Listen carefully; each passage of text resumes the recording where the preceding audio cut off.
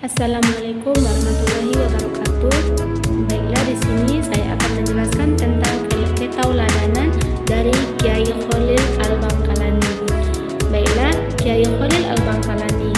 Biografi Kiai Khalil Al-Bangkalani yaitu Muhammad Khalil atau biasa dipanggil dengan Kiai Khalil Bangkalan. Lahir pada tahun 1820 dan wafat pada tahun 1925. Beliau ialah seorang ulama yang cerdas dan dari kota Bangkalan, Madura. Beliau telah menghafal Al-Quran dan memahami ilmu perangkat-perangkat Islam seperti Nahwu dan Shoroh. Sebelum berangkat ke Mekah, beliau pertama kali belajar pada ayahnya, Kiai Abdul Latif, lalu belajar kitab Awamil Jurmiyah Imriti, Sulam Al-Safinah, dan kitab-kitab lainnya kepada Kiai Gofal iparnya sendiri. Kemudian beliau juga melanjutkan belajar pada beberapa kiai di Madura, yaitu Tuan Guru Dawu atau Bujuk Dawu dari Desa Majaleh, Bangkalan, Tuan Guru Agung atau Bujuk Agung, dan beberapa lainnya sebelum berangkat ke Jawa. Ketika berada di Jawa, beliau belajar kepada Kiai Muhammad Nur selama 3 tahun di pesantren Langitan Tuban, dan juga Kiai Asyik di pesantren Cangaan Bangil di Pasuruan, dan Kiai Arif di pesantren Darussalam Kebon Candi Pasuruan, dan Kiai Nur Hasan di pesantren Sidogiri Pasuruan, dan juga pada Kiai Abdul Nasor di Banyuwangi. Setelah belajar di Madura, Jawa, beliau berangkat ke Mekah. Beliau belajar ilmu qiraah sab'ah. Sesampainya di Mekah, di sana beliau juga belajar kepada Imam Nawawi Al-Bantani, Syekh Umar Khatib dari Bima, dan Syekh Muhammad Khatib Sambas bin Abdul Ghafur Al-Jawi, dan juga kepada Syekh Ali Rahbini. Kiai Khalil pun menikah dengan seorang putri dari Raden Laudapati, dan setelah kembali dari Mekah, dan beliau pun akhirnya menghembuskan nafas terakhir pada tahun 1925. Selama hidup, beliau telah menuliskan beberapa kitab, yaitu Al-Matak Asy-Syarif, Al-Silah Tibayan, Al-Nikah, Sa'adah Ad-Daraini di As-Salati Akhlaq, An-Nabi As-Saqalaini, dan beberapa karya lainnya. Beberapa karomah Kiai Khalil Al-Bangkalani yang dirasakan oleh Kiai Hasyim Asy'ari. Suatu hari Syekhona Khalil Bangkalan kedatangan tamu seorang kiai yang santrinya itu tidak sampai ratusan, hanya puluhan saja. Kiai tersebut menyampaikan keperluannya kepada Mbah Khalil. Mbah Khalil, saya datang ke sini pertama niat untuk silaturahmi, dan yang kedua niat saya yaitu hendak menikahkan putri saya. Berhubung dia sudah dewasa, kiranya patut saya carikan jodoh, apalagi usia saya juga sudah ada di ambang pintu ajal yang tak lama lagi Allah pasti memanggil roh saya, Kiai. Jika ada Kiai, saya mohon petunjuk dan izin Kiai untuk mencarikannya, kata Kiai tersebut. Seketika itu Mbah Khalil pun memanggil Mbah Hashim yang sedang mengurusi kuda di belakang rumahnya. Spontan Mbah Hashim pun menghadap ke gurunya tersebut dan langsung diam menunduk. Kepada tamunya, Mbah Khalil menyampaikan bahwa Mbah Hashim adalah calon jodoh putri Kiai tersebut yang akan meneruskan perjuangannya. Namun Kiai tersebut tidak yakin dengan Mbah Hashim dan meragukan keilmuannya. Masa iya sih santri belasakan seperti ini akan mengurus pesantrenku? Saya tidak yakin bila anak ini banyak ilmunya, umam Kiai tersebut dalam hatinya. Di sisi lain, Mbah Hashim juga terkejut dengan perjodohan ini. Dalam hatinya ia juga bergumam, masa iya Mbah Khalil tega akan menjodohkan saya dengan putrinya ulama yang begitu mulia dan santrinya banyak dan berwibawa serta alim. Mbah Khalil kemudian meminta Kiai tersebut untuk pulang ke rumahnya dan segera menyiapkan pernikahan. Dan sudahlah, kamu pulang saja dan siapkan selamatannya di rumahmu. 3 hari lagi akad nikah dilaksanakan dan kamu juga Hashim kembali ke belakang, pinta Mbah Khalil tersebut. Hasyim Asy'ari muda kembali ke tugasnya dengan banyak pertanyaan dalam pikirannya. Perasaan galau menyelimuti. Ia masih risau dengan perjodohan tersebut. Dalam hati kecilnya berkata, ia muncul pertanyaan, bagaimana saya bisa menjalani ini semua? Kenapa guru tidak memberitahu kepada? Perasaan galau menyelimuti ia masih risau dengan perjodohan tersebut. Dalam hati kecilnya mengatakan bahwa bagaimana saya bisa menjalani ini semua? Kenapa guru tidak memberitahu saya sebelumnya atau paling tidak menawarkannya kepada saya? Setelah perjodohan itu, perasaan galau dan gundah gulana dialami oleh Mbah Hashim. Pikirannya ketika itu kacau balau. Saat itulah hidayah Allah Subhanahu wa taala datang. Ia teringat dengan dawuh gurunya, Mbah Khalil, di mana dalam dawuh itu menyebutkan bahwa barang siapa yang di antara kalian yang ingin tercapai hajatnya, maka bacalah selawat nariyah sebanyak-banyaknya. Dan pada waktu ijabah sangat dianjurkan, yaitu setelah separuh malam hingga menjelang subuh. Saat malam hari, kira-kira jam 12 dini hari, Mbah Hashim pun melaksanakan apa yang gurunya ucapkan. Ia membaca sholawat nariyah sebanyak-banyaknya hingga akhirnya tertidur menjelang subuh. Dalam tidur sekejapnya, ia bermimpi bertemu dengan Imam Al-Bukhari dan mengajarkan kepadanya hadis sahih selama 40 tahun lamanya.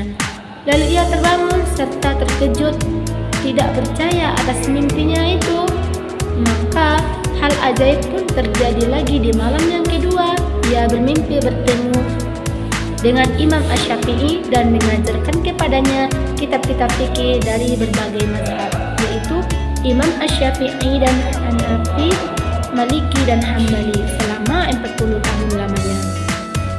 Pada malam ketiga, Mbah Hashim pun bermimpi lagi bertemu dengan Imam Al-Ghazali dan Junaid Al-Baghdadi yang mengajarkan kitab-kitab tasawuf selama 40 tahun juga. Mimpi-mimpi tersebut membuat ia bertanya-tanya apa makna di balik mimpi itu. Keesokan harinya, Mbah Hashim hendak bertanya kepada Mbah Khalil, namun tak ada waktu sebab harus segera berangkat ke rumah calon mertuanya untuk melangsungkan akad nikah. Keduanya pun berangkat ke rumah kiai calon mertua Mbah Hashim tadi. Selama perjalanan menuju lokasi, tak ada sepatah kata pun yang terucap keluar dari Mbah Khalil. Barulah setelah akad dan hendak pulang, Mbah Khalil pun berbicara, Hashim, jangan nyeleweng ya. Ibadah ikut yang dicontohkan Nabi SAW melalui ulamanya, dan ikutilah ulamanya Allah agar selamat.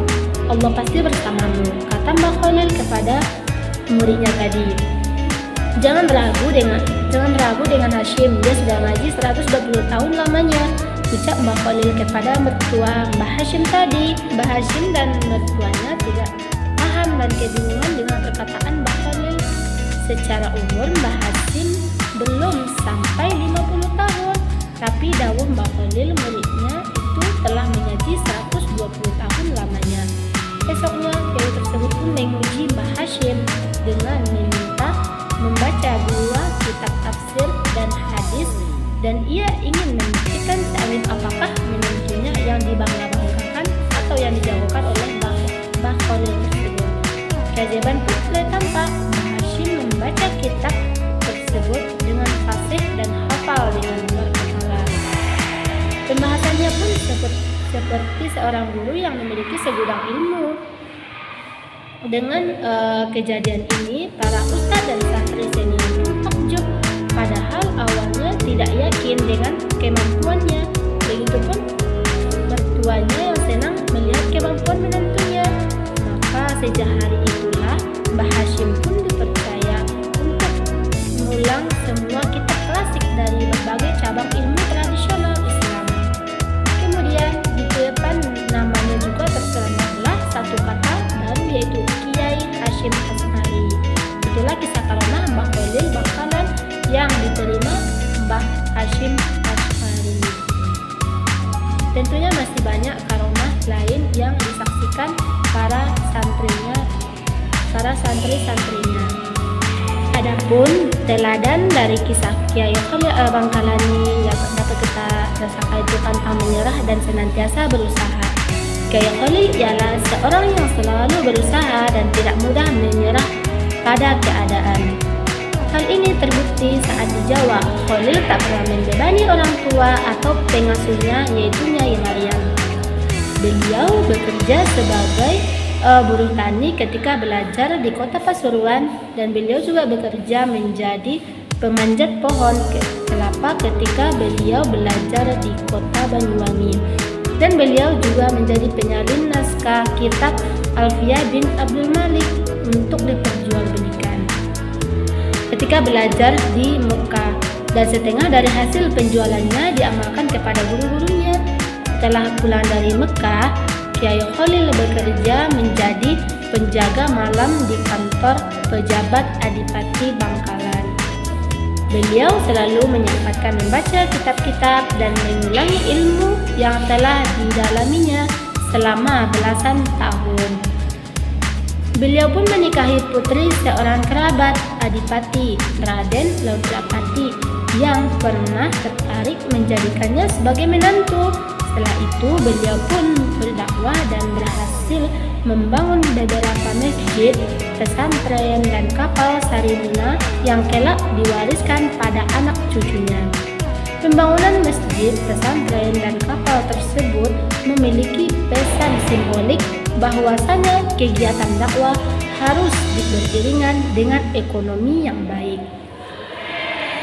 Dan kedua, ketulusan dalam beramal. Ketika ada sepasang suami istri yang ingin berkunjung menemani Kiai Khalil, tetapi mereka hanya memiliki bentol atau ubi-ubian talas untuk dibawa sebagai oleh-oleh.